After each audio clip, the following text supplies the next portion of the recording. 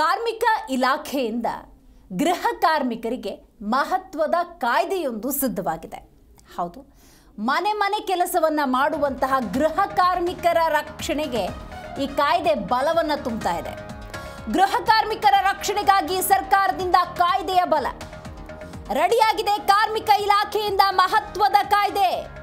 ಗುತ್ತಿಗೆ ಕಾರ್ಮಿಕರು, ಗೃಹ ಕಾರ್ಮಿಕರು, ಮಕ್ಕಳ ಆರೈಕೆ, ಪೋಷಣೆ, ಶುಶ್ರೂಷ ಕಾರ್ಮಿಕರ ಹಿತರಕ್ಷಣೆಗಾಗಿ ಕರಡು ಪ್ರತಿ, ವಿವಿಧ ಸಂಘಟನೆಗಳ ಕುರಿತಂತೆ ಚರ್ಚೆ, ಸಂವಾದದ ಬಳಿಕ ಸಂಪೂರ್ಣ ಸಿದ್ಧತೆ.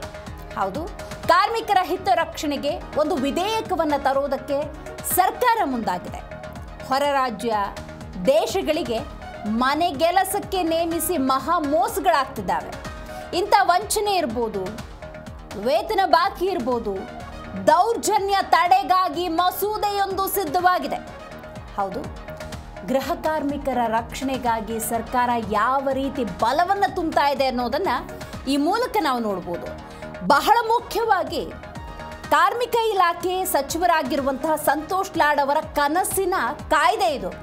ಯಾಕಂದರೆ ಕಾರ್ಮಿಕರ ಹಿತದೃಷ್ಟಿಯಿಂದ ಹಲವಾರು ಯೋಚನೆಗಳನ್ನು ಈಗಾಗಲೇ ತಂದಿರುವಂತಹ ಸಂತೋಷ್ ಲಾಡ್ ಅವರು ಮನೆ ಮನೆ ಕೆಲಸಕ್ಕೆ ಹೋಗುವಂತಹ, ಮನೆಗೆಲಸವನ್ನೇ ಬದುಕಾಗಿ ಮಾಡಿಕೊಂಡಿರುವಂತಹ ಆ ಗೃಹ ಕಾರ್ಮಿಕರ ರಕ್ಷಣೆಗಾಗಿ ಒಂದು ಕಾಯ್ದೆಯನ್ನು ತರಬೇಕು.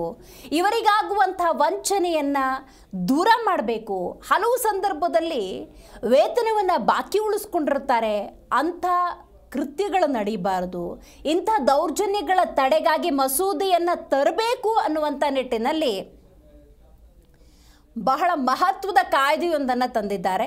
ರೈಟ್, ಇದಕ್ಕೆ ಸಂಬಂಧಪಟ್ಟಂತೆ ಜಿ ಕನ್ನಡ ನ್ಯೂಸ್ನಲ್ಲಿ ಗೃಹ ಕಾರ್ಮಿಕರ ರಕ್ಷಣೆಗಾಗಿ ಸರ್ಕಾರ ಯಾವ ರೀತಿ ಕಾಯ್ದೆಯನ್ನು ಸಿದ್ಧಪಡಿಸಿದೆ ಅನ್ನೋದನ್ನು ಸ್ವತಃ ಕಾರ್ಮಿಕ ಸಚಿವರು ಸಂತೋಷ್ ಲಾಡ್ ಅವರು ಮಾತಾಡಿದ್ರು. ಬನ್ನಿ ಒಂದ್ಸಲ ನೋಡ್ಕೊಂಬರೋಣ. ನಮ್ಮನ್ನು ಕೇಳೋರು ಯಾರು, ಹೇಳೋರು ಯಾರು, ನಾವು ದಿನಗೂಲಿಗೆ ಅಥವಾ ತಿಂಗಳ ಸಂಬಳಕ್ಕೆ ಮತ್ತು ಅಲ್ಪ ಸಂಬಳಕ್ಕೆ ಬದುಕೋರು ಅಂತ ಅವ್ರ ಬಗ್ಗೆ ಯೋಚನೆಗಳು ಯಾಕೆ ಬಂತು, ಹೆಂಗೆ ಬಂತು, ಅಂದರೆ ಏನು ಪ್ಲ್ಯಾನ್ ಮಾಡ್ಕೊಂಡಿದ್ದೀರಿ ಅವ್ರ ಬಗ್ಗೆ? ಇಲ್ಲ, ನಾನು ಭಾಳಷ್ಟು ಸರಿ ನನಗೆ ಈ ಸ್ಟ್ರೈಕ್ಗಳು ಮಾಡ್ತಾ ಇರ್ತಾರಲ್ಲ, ಅಲ್ಲಿ ಹೋಗ್ತೀವಿ ನಾವು. ಅಲ್ಲಿ ಹೋದಾಗ ಅವ್ರು ರೆಪ್ರೆಸೆಂಟೇಷನ್ ಕೊಟ್ಟಂತ ಸಂದರ್ಭದಲ್ಲಿ ಅಲ್ಲಿ ಬಂದ್ಬಿಟ್ಟು ವಾಪಸ್ಸು ಅವ್ರಿಗೆ ಯಾವ ರೀತಿ ಕಾರ್ಯಕ್ರಮ ಕೊಡ್ಬೋದು ಅಂತ ಹೇಳಿ ಯೋಚನೆ ಮಾಡ್ತೀನಿ ನಾನು. ಸೊ ಎಲ್ಲೇ ಹೋದ್ರು ಯಾರೇ ಒಂದು ರೆಪ್ರೆಸೆಂಟೇಷನ್ ಕೊಟ್ಟಾಗ ಅದಕ್ಕೆ ಯಾವ ರೀತಿಯಾಗಿ ನಾವು ಕಾರ್ಯಕ್ರಮ ಮಾಡ್ಬೋದು ಅಂತ ಹೇಳಿ ಯೋಚನೆ ಮಾಡಿದಾಗ ನಾವು ಇದಕ್ಕಾದಂಥ ಒಂದು ಸಪ್ರೇಟ್ ಬಿಲ್ ತರಬೇಕಂತ ಹೇಳಿ ಮುಂದೆ ಬರ್ತಕ್ಕಂಥ ಏನಲ್ಲಿ ಡೊಮೆಸ್ಟಿಕ್ ವರ್ಕರ್ಸ್ ಬಿಲ್ಲೇ ತರ್ತಾ ಇದೀವಿ. ಇನ್ನೊಂದು ವಾರದಲ್ಲಿ ನಾಳೆ ಪಬ್ಲಿಷ್ ಆಗ್ಬೋದು, ನಾಳೆ ನಾಡ್ದು ಮಂಡೇ ಪಬ್ಲಿಕ್ ನೋಟಿಫಿಕೇಶನ್ ಆಗುತ್ತೆ. ಸೊ ಅದಾದಮೇಲೆ ಎಲ್ಲರ ಸಲಹೆಗಳನ್ನ ತಗೊಂಡು ಮೊನ್ನೆ ಮುಖ್ಯಮಂತ್ರಿಗಳ ಜೊತೆ ಚರ್ಚೆ ಮಾಡಿ, ಕ್ಯಾಬಿನೆಟ್ಗೆ ಚರ್ಚೆ ಮಾಡಿ, ಸೊ ಅದು ಒಂದು ಐತಿಹಾಸಿಕ ಕಾರ್ಯಕ್ರಮ ಆಗುತ್ತೆ. ಯಾಕಂದ್ರೆ ಈ ಗಿಗ್ ವರ್ಕರ್ಸ್ ಏನು ಮಾಡಿದ್ವಿ, ಅದೇ ರೀತಿಯಾಗಿ domestic workers, transport workers, cine workers bill ತಂದಿದ್ದೇವೆ. ಸಿನಿ ವರ್ಕರ್ಸ್ ಬಿಲ್ಲಲ್ಲಿ ಏನೇನಂದ್ರೆ ನಮ್ಮ ಕರ್ನಾಟಕ ರಾಜ್ಯದಲ್ಲಿ ಸುಮಾರು 4 ಕೋಟಿ ಹೆಚ್ಚು ಜನ ಪಿಕ್ಚರ್ಗೆ ಹೋಗ್ತಾರೆ, ಟಿಕೆಟ್ನ ಖರೀದಿ ಮಾಡ್ತಾರೆ ವರ್ಷದಲ್ಲಿ. ಸೊ ಅದ್ರ ಮೇಲೆ ಸಣ್ಣ ಪರ್ಸೆಂಟ್ ಆಫ್ ಸೆಸ್ ಹಾಕಬೇಕು, ಅದರ ಸಹಭಾಗಿತ್ವವಾಗಿ ಸರ್ಕಾರ ದುಡ್ಡು ಕೊಡಬೇಕು. ಇವೆರಡು ದುಡ್ಡು ಕಲೆಕ್ಟ್ ಆದ್ಮೇಲೆ ಪಿಕ್ಚರ್ ಅಂದ ತಕ್ಷಣ ಬರೀ ಹೀರೋಯಿನ್ ಆಗೋದಿಲ್ಲ. ಸೊ ಅದು ಹಿಂದ್ಗಡೆ ಇರ್ತಕ್ಕಂಥವ್ರು ಡೈಲಿ ವೇಜಸ್ ಕೆಲಸ ಮಾಡ್ತಾರೆ, ಟಿವಿ ಸೀರಿಯಲ್ಸ್ ಅಲ್ಲಿ ಕೆಲಸ ಮಾಡ್ತಕ್ಕಂಥವ್ರಿದ್ದಾರೆ, ನಿಮ್ಮ ಟಿವಿ ಸ್ಟುಡಿಯೋನಲ್ಲಿ ಕೆಲಸ ಮಾಡ್ತಕ್ಕಂಥವ್ರಿದ್ದಾರೆ, ಆಮೇಲೆ ಮೇಕಪ್ ಆರ್ಟಿಸ್ಟ್ಗಳು, ಸ್ಟಂಟ್ ಮ್ಯಾನ್ಗಳು, ಅದ್ರ ಜೊತೆಗೆ ಸ್ಪಾಟ್ ಬಾಯ್ಗಳು, ಸೊ ಇಂಥವ್ರು, ಆಮೇಲೆ ಪೌರಾಣಿಕ ನಾಟಕ ಮಾಡ್ತಕ್ಕಂಥವ್ರು, ಡ್ರಾಮಾ ಮಾಡ್ತಕ್ಕಂಥವ್ರು, ಸೊ ಸಾಮಾಜಿಕ ಕಲೆ ಮಾಡ್ತಕ್ಕಂಥವ್ರು, ಯಾರು ನಮ್ಮ ಕನ್ನಡ ಸಂಸ್ಕೃತಿ ಇಲಾಖೆ ಜೊತೆ ಹೊಂದ್ಕೊಂಡು ಯಾರು ರಿಜಿಸ್ಟರ್ ಆಗಿದ್ದಾರೆ ಅವರೆಲ್ಲರೂ ಡ್ರಾಮಾ ನಡೆಸ್ತಕ್ಕಂಥವ್ರು ಕೂಡ ಅವ್ರನ್ನ ಕೂಡ ಕವರ್ ಮಾಡಿ ಸುಮಾರು 1-2-3 ಲಕ್ಷ ಜನ ಆಗ್ಬೋದು ಇಡೀ ಕರ್ನಾಟಕದಲ್ಲಿ. ಅಂಥವ್ರನ್ನು ಕೂಡ ಗುರುತಿಸಿ ಇನ್ನು ಕೆಲವೇ ದಿನದಲ್ಲಿ ನಾವು ಅವ್ರಿಗೆ ಕೂಡ ಸ್ಮಾರ್ಟ್ ಕಾರ್ಡ್ ಕೊಡ್ತಕ್ಕಂಥ ಪ್ರಾರಂಭ ಮಾಡ್ತಾ ಇದೀವಿ. ಈ cine bill all over India ಎಲ್ಲಿ ಇಲ್ಲ. ಟ್ರಾನ್ಸ್ಪೋರ್ಟ್ ಬಿಲ್ ಆಗಿರ್ಬೋದು, ಅಥವಾ ನಾವು ಮೆನ್ಸ್ಟ್ರಲ್ ಬಿಲ್ ಆಗಿರ್ಬೋದು, ಇಂಥವೆಲ್ಲ ಸ್ವಲ್ಪ ಏನೋ ಬದಲಾವಣೆ ಸಮಾಜದಲ್ಲಿ ವಿಭಿನ್ನವಾದಂಥ ಕಾರ್ಯಕ್ರಮ ಆಗ್ತವೆ ಅಂತ ನಾನು ಭಾವಿಸ್ತಾ ಇದ್ದೀನಿ. ಅಯ್ಯೋ, ನಮ್ಮನ್ನು ಕೇಳೋರು ಯಾರು, ಹೇಳೋರು ಯಾರು, ನಾವು ದಿನಗೂಲಿಗೆ ಅಥವಾ ತಿಂಗಳ ಸಂಬಳಕ್ಕೆ ಮತ್ತು ಅಲ್ಪ ಸಂಬಳಕ್ಕೆ ಬದುಕೋರು ಅಂತ ಅವ್ರ ಬಗ್ಗೆ ಯೋಚನೆಗಳು ಯಾಕೆ ಬಂತು, ಹೆಂಗೆ ಬಂತು, ಅಂದರೆ ಏನು ಪ್ಲ್ಯಾನ್ ಮಾಡ್ಕೊಂಡಿದ್ದೀರಿ ಅವ್ರ ಬಗ್ಗೆ? ಇಲ್ಲ, ನಾನು ಭಾಳಷ್ಟು ಸರಿ ನನಗೆ ಈ ಸ್ಟ್ರೈಕ್ಗಳು ಮಾಡ್ತಾ ಇರ್ತಾರಲ್ಲ, ಅಲ್ಲಿ ಹೋಗ್ತೀವಿ ನಾವು.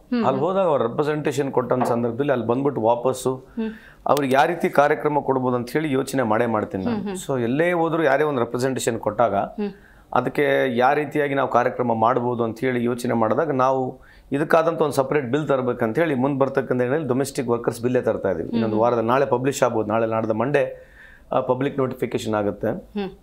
ಸೊ ಅದಾದಮೇಲೆ ಎಲ್ಲರ ಸಲಹೆಗಳನ್ನ ತಗೊಂಡು ಮೊನ್ನೆ ಮುಖ್ಯಮಂತ್ರಿಗಳ ಜೊತೆ ಚರ್ಚೆ ಮಾಡಿ, ಕ್ಯಾಬಿನೆಟ್ಗೆ ಚರ್ಚೆ ಮಾಡಿ, ಸೊ ಅದು ಒಂದು ಐತಿಹಾಸಿಕ ಕಾರ್ಯಕ್ರಮ ಆಗುತ್ತೆ. ಯಾಕಂದ್ರೆ ಈ ಗಿಗ್ ವರ್ಕರ್ಸ್ ಏನ್ ಮಾಡಿದ್ವಿ ಅದೇ ರೀತಿಯಾಗಿ domestic workers, transport workers, cine workers bill ತಂದಿದ್ದೇವೆ. ಸಿನಿ ವರ್ಕರ್ಸ್ ಬಿಲ್ ಅಲ್ಲಿ ಏನೇನಂದ್ರೆ ನಮ್ಮ ಕರ್ನಾಟಕ ರಾಜ್ಯದಲ್ಲಿ ಸುಮಾರು 4 ಕೋಟಿ ಹೆಚ್ಚು ಜನ ಪಿಕ್ಚರ್ಗೆ ಹೋಗ್ತಾರೆ, ಟಿಕೆಟ್ ನ ಖರೀದಿ ಮಾಡ್ತಾರೆ ವರ್ಷದಲ್ಲಿ. ಸೊ ಅದ್ರ ಮೇಲೆ ಸಣ್ಣ ಪರ್ಸೆಂಟ್ ಆಫ್ ಸೆಸ್ ಹಾಕಬೇಕು, ಅದರ ಸಹಭಾಗತ್ವಾಗಿ ಸರ್ಕಾರ ದುಡ್ಡು ಕೊಡಬೇಕು. ಇವೆರಡು ದುಡ್ಡು ಕಲೆಕ್ಟ್ ಆದ್ಮೇಲೆ ಪಿಕ್ಚರ್ ಅಂದ ತಕ್ಷಣ ಬರೀ ಹೀರೋ ಹೀರೋಯಿನ್ ಆಗೋದಿಲ್ಲ. ಸೊ ಅದು ಹಿಂದ್ಗಡೆ ಇರ್ತಕ್ಕಂಥವ್ರು ಡೈಲಿ ವೇಜಸ್ ಕೆಲಸ ಮಾಡ್ತಾರೆ, ಟಿವಿ ಸೀರಿಯಲ್ಸ್ ಅಲ್ಲಿ ಕೆಲಸ ಮಾಡ್ತಕ್ಕಂಥವ್ರಿದ್ದಾರೆ, ನಿಮ್ಮ ಟಿವಿ ಸ್ಟುಡಿಯೋನಲ್ಲಿ ಕೆಲಸ ಮಾಡ್ತಕ್ಕಂಥವ್ರಿದ್ದಾರೆ, ಆಮೇಲೆ ಮೇಕಪ್ ಆರ್ಟಿಸ್ಟ್ಗಳು, ಸ್ಟಂಟ್ ಮ್ಯಾನ್ಗಳು, ಅದ್ರ ಜೊತೆಗೆ ಸ್ಪಾಟ್ ಬಾಯ್ಗಳು, ಸೊ ಇಂಥವ್ರು, ಆಮೇಲೆ ಪೌರಾಣಿಕ ನಾಟಕ ಮಾಡ್ತಕ್ಕಂಥವ್ರು, ಡ್ರಾಮಾ ಮಾಡ್ತಕ್ಕಂಥವ್ರು, ಸೊ ಸಾಮಾಜಿಕ ಕಲೆ ಮಾಡ್ತಕ್ಕಂಥವ್ರು, ಯಾರು ನಮ್ಮ ಕನ್ನಡ ಸಂಸ್ಕೃತಿ ಇಲಾಖೆಯ ಜೊತೆ ಹೊಂದ್ಕೊಂಡು ಯಾರು ರಿಜಿಸ್ಟರ್ ಆಗಿದ್ದಾರೆ ಅವರೆಲ್ಲರೂ ಡ್ರಾಮಾ ನಡೆಸ್ತಕ್ಕಂಥವ್ರು ಕೂಡ ಅವ್ರನ್ನ ಕೂಡ ಕವರ್ ಮಾಡಿ ಸುಮಾರು 1-2-3